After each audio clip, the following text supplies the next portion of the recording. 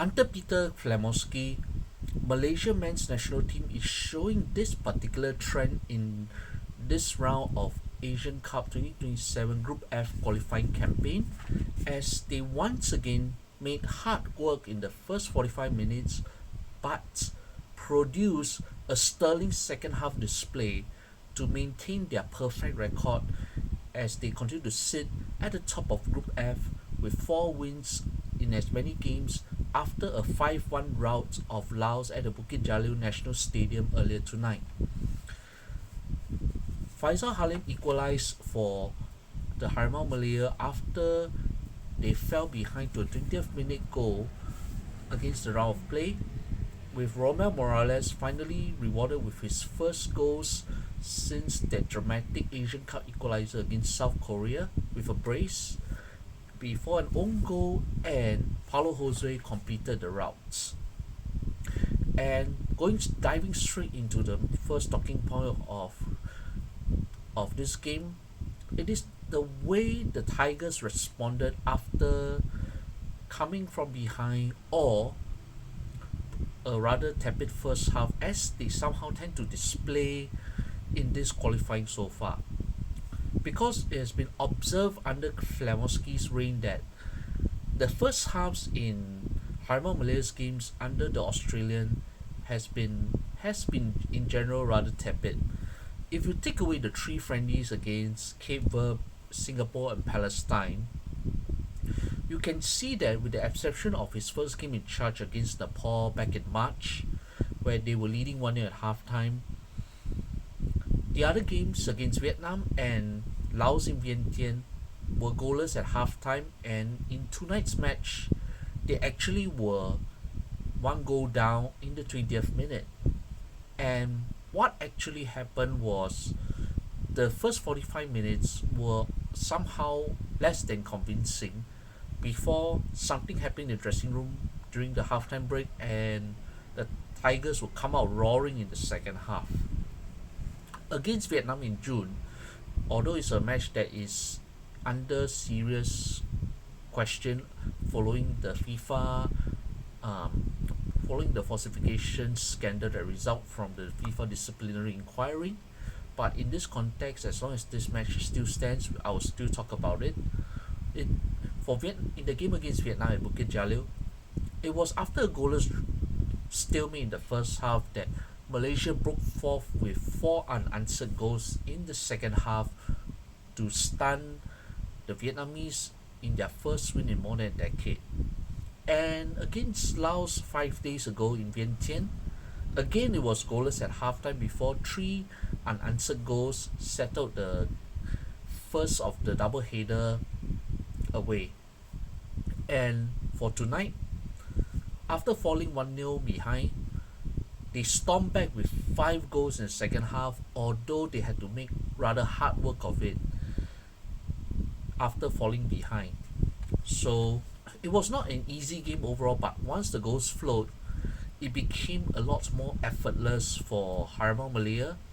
as Malaysia kept up their official unbeaten record under Klawowski since he took charge of the national team in January this year.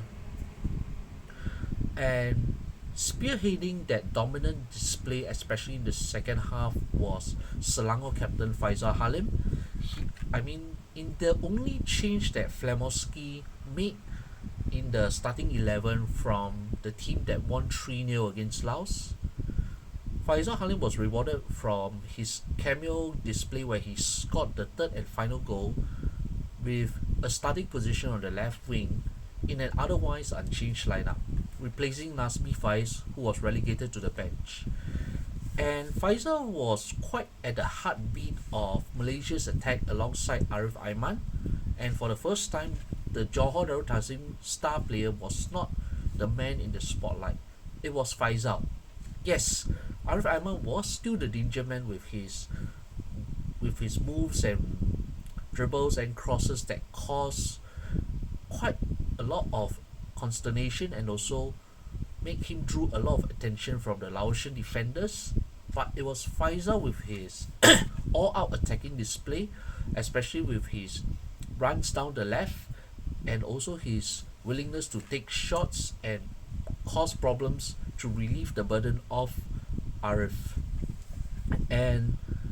it was and Flamowski's confidence in the Selangor striker was eventually rewarded when he converted a direct free kick just outside the box after he was fouled by Laotian goal scorer. Um, let me see, Laotian goal scorer Chandavise Kontofom, yeah,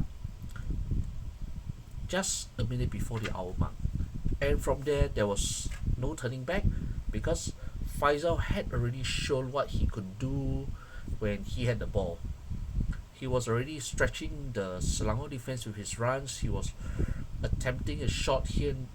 He had a volley that went just right before the equalizer, and he was providing a few chances with his crosses and passing in the final third. That was how dangerous Faisal was against Laos tonight. And to help and how to put it, to top up that outstanding display from Faisal that was reminiscent actually of how he ran Kim Min Jae ragged in the 2023 Asian Cup finals last year against South Korea. Another hero of that game, Rommel Morales, scored his first international goals since that equalizer, which was coming close to 2 years, or rather 1 year and close to 10 months before he finally broke his long-standing international drought. I mean, for those two games against Laos, the Johor Darul Taksim striker never had big boots to fill, filling in for the currently banned João Figueiredo, who was already an outstanding presence this year with his clever movement and versatility in the final third, capable of playing in the centre forward or in the wing role. The Colombian-born striker was quite different from Figueiredo, with his powerful presence in up front, and he worked really hard to try to break that goal drought in both legs against Laos. In the first game in Vientiane, he was having quite a number of chances at goal, but had little to show for despite his efforts in the final third. Sure, he had one or two shots on target, but that rustiness was a bit evident from the lack of consistent match practice at Johor. But in this game, he already came close. He showed what he could really do. He had upped his game at Bukit Jalil as early as the 5th minute when he's pressing off a botch Laotian defensive clearance, saw him steal the ball, run into the box and force a save off the Laotian goalkeeper. And after coming close once more with a rather weak attempt that actually went straight at the keeper late at the end of the first half, he was finally rewarded with his efforts in the final third, especially inside the box,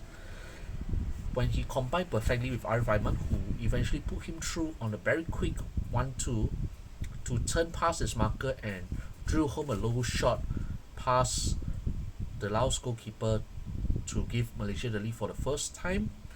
And by the 70th minute, he had already doubled his tally for the evening as he converted a headed assist by Diom Kus off an Arif Aiman corner to slot home from close range. That was just reward for the Colombian for his endeavours and the huffing and puffing that he had done against Laos in both games. Sure, he's not exactly at the same level as Figueiredo, but Morales gave the Malaysian fans memories of what he could do when he was called upon to do the job, especially with that position as critical as a centre forward. So at least Malaysians know that they can still count on this striker to deliver the goods up front. And the moment Rommel Morales scored the brace, the Laotian defense simply just broke down, which was a complete contrast in the first half where they took the lead against the run of play and kept hanging on even with four subs just before the hour in the hope of trying to hang on for what could have been one of the shocks of this qualifying campaign. But it was not to be, because the moment the Laotians lost their discipline and allowed first the Faisal Halim direct free kick to be smashed into the net and the two goals from Romel Morales, the red shirt simply just went into sixes and sevens and were playing and were totally broken. How broken were they? Because once they were shattered and exhausted after failing to hang on to that one goal lead, that was where Malaysia were able to have total control for the remainder of the game, and that was how it saw Laos concede a hilarious own goal where the Laotian defender was trying to hit the ball back to his goalkeeper, but for some reason, the same Laotian goalkeeper who could produce a few outstanding saves early in the game was totally off position, and that resulted in that poor number 23 scoring an own goal without the yellow shirts doing much in the lead up to their fourth goal. Rather hilarious. And worse was to come for the Laotians. You wonder what their Korean coach Ha Suk-jung is thinking, as he was wondering what had gone totally wrong after taking the lead and trying to hang on as long as they could early in the second half before the floodgates totally opened. And the disorganization, the disarray in the visiting defense simply allowed Paulo Jose, just after coming on as a substitute, to score his first goal in this qualifying campaign. It was a rather easy effort because where was the Laotian defense? It was totally all gone by then. That was how easy it was. And already beforehand, the other substitutes, particularly Ramadan Saifullah on the left and Safawi Rashid, who only came on in the 90th minute, both of them were also causing all kinds of problems, as the Laotians simply had no answer, or rather totally threw in the towel and were unsure whether in mind or in spirit on what they wanted to do, as they drifted into open positions and lost their discipline in defending at the back. I mean, Ramadan, when he came on in the 78th minute, let me check. Ramadan, yep, he came on in the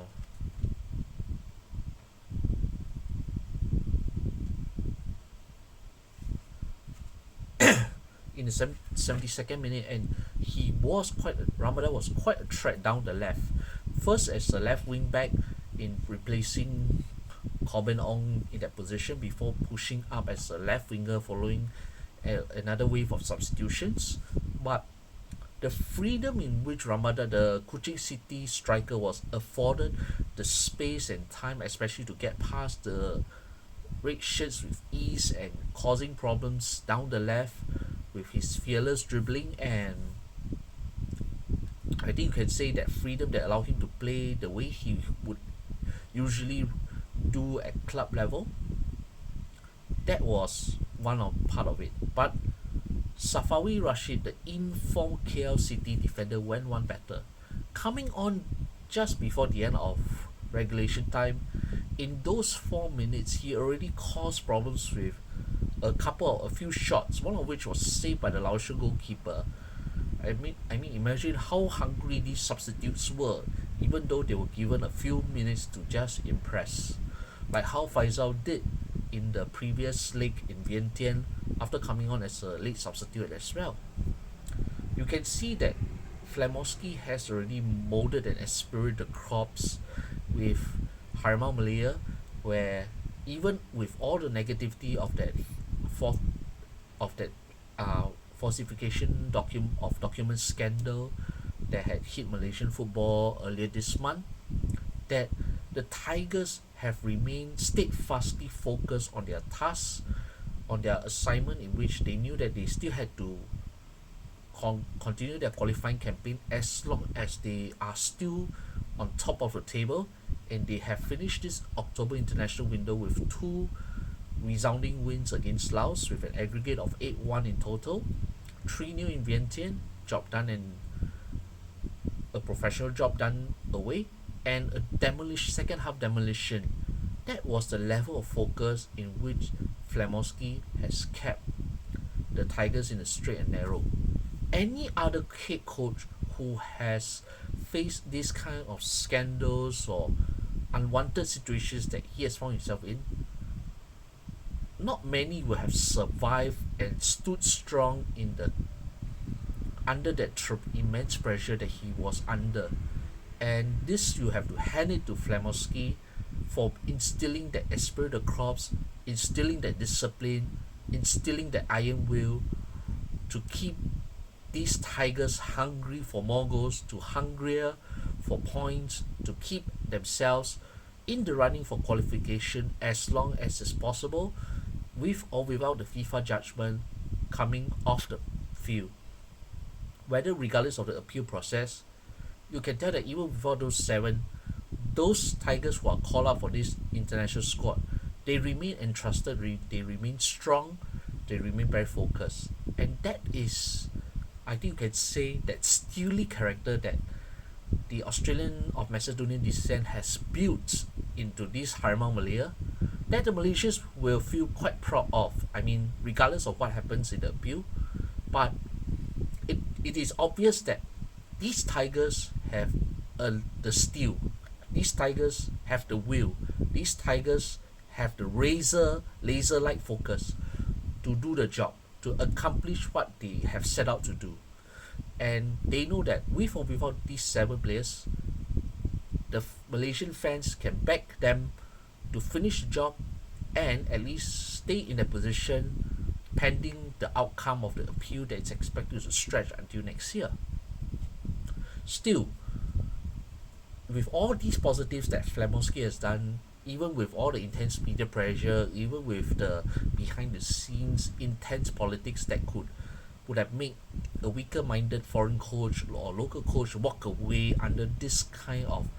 intense scrutiny, or the culture that Steve Darby had mentioned earlier in the interview with a Malaysian media this week about managerial interference, that culture that still remains, Flamovski has stood up well to the test. But still, in spite of all these, of the officially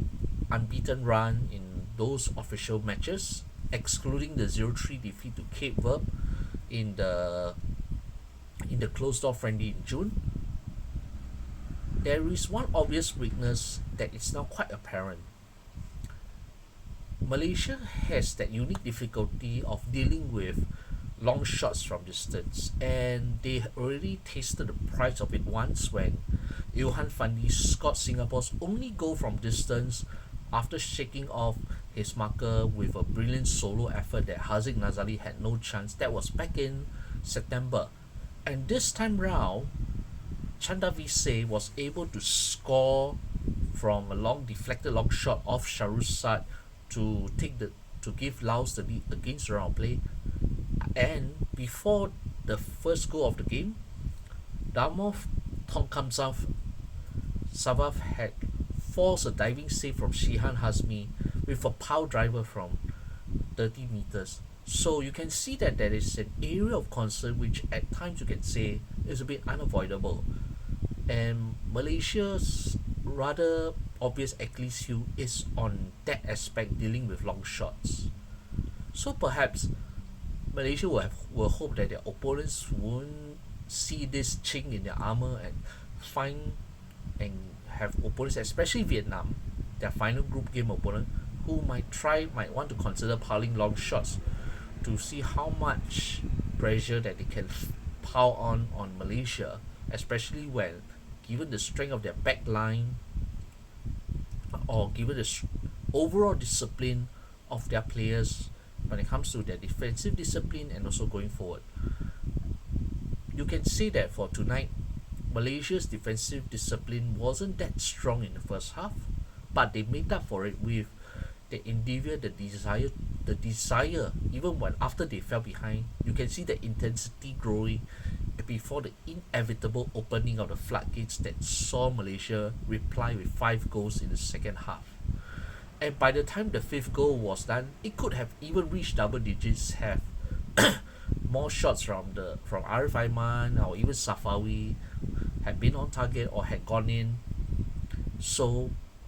3 points done, a fantastic second 45 minutes, 4 wins out, 2/3 of the qualifying campaign con, and for now, they are still on track to qualify for Saudi Arabia 2027, pending the outcome on FAM's appeal to FIFA over the falsification of documents. But still, as long as they are on top at this moment, they can savor this moment, and the Malaysian football fans should feel very proud that this still in this Harimau Malaya squad under Peter Flamowski, that will give them the confidence, the encouragement that whatever the situation comes, however adverse it is on or off the pitch, that these Tigers can get the job done. These Tigers will fight and battle all the way through, regardless whether they are from Johor or from Selangor or from Sabah or from Kuching City or other Malaysian Super League clubs. They'll come together as one, and they'll fight as one for Malaysia, for the flag, for the national team, regardless of the shenanigans that goes on at the Football Association of Malaysia. And I think this is where Malaysian football fans can take great comfort of following this resounding victory tonight.